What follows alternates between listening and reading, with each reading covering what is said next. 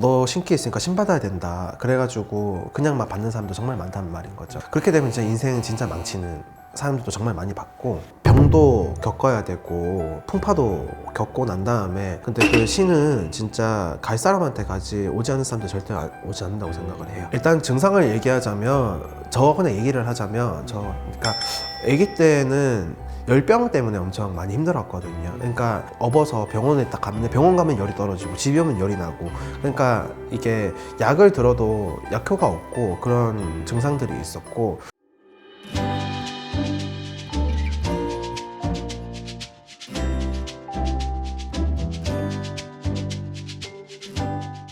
안녕하세요. 네, 안녕하세요. 이번 시간 주제는 신굿에 관한 거거든요. 친구.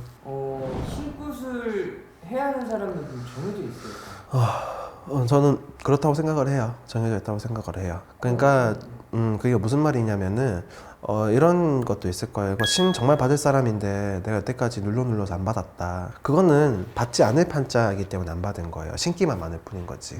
그리고 내가 하다못해 뭐만 하면은 너 신기 있으니까 신 받아야 된다 그래가지고 그냥 막 받는 사람도 정말 많다는 말인 거죠. 그렇게 되면 진짜 인생 진짜 망치는 사람들도 정말 많이 봤고, 제자가 되기 전까지에는 진짜 많은 병도 겪어야 되고 풍파도 겪고 난 다음에 하다가 막다가 안 돼서 결국 받는 게 이제 우리가 신이라는 존재인데, 근데 그 신은 진짜 갈 사람한테 가지 오지 않는 사람들 절대 오지 않는다고 생각을 해요.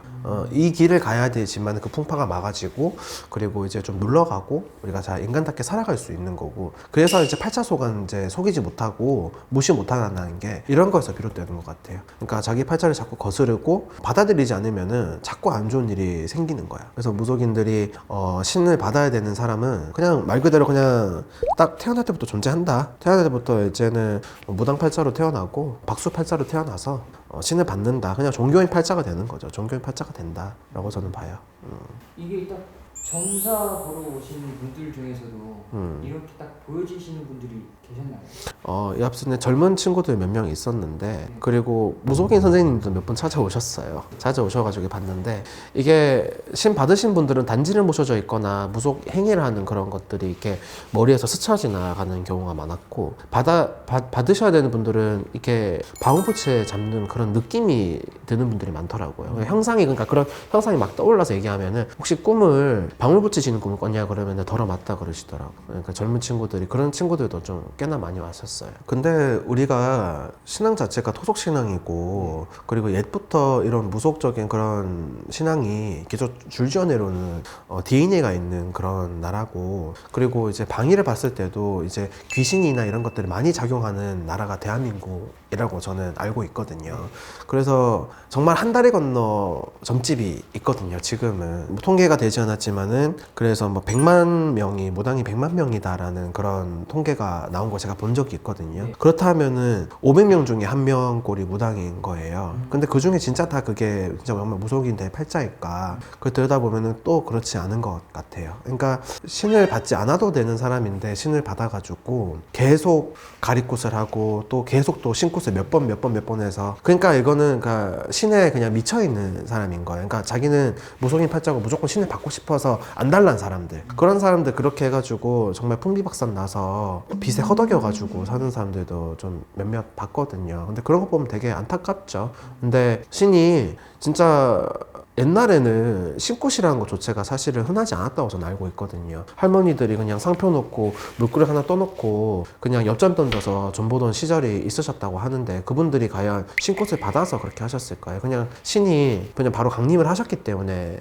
그냥 산에 갑자기 자다가 미쳐서 산에 뛰어가서 박수 치면서 신이 내려가지고 그렇게 보신 분들일 건데, 일단 증상을 얘기하자면, 저 그냥 얘기를 하자면, 그러니까 아기 때는 열병 때문에 엄청 많이 힘들었거든요. 그러니까 할머니가 저 키워주실 때 맨날 이제 업어서 병원에 딱 가면, 병원 가면 열이 떨어지고 집에 오면 열이 나고, 그러니까 이게 약을 들어도 약효가 없고 그런 증상들이 있었고, 그리고 저는 이제 아까 영상 앞에서 얘기했지만 김문간살 영향처럼 귀신도 많이 이제 느끼기도 하고 보이기도 했었고, 그리고 또 귀접이라든지, 그리고 이제 잘 때 약간 반수면 상태처럼 막 헛소리가 들리고 옆에서 누가 소곤거리는 듯한 그런 증상들도 있었고, 내리 또 집안에 또 우환이 많이 들어서 또 줄초상이 있었었거든요. 그런 우환들도 자꾸 들었고, 잘 살던 집안이 좀 기울어서 금전적으로도 풍파도 많이 겪고 하다 보니까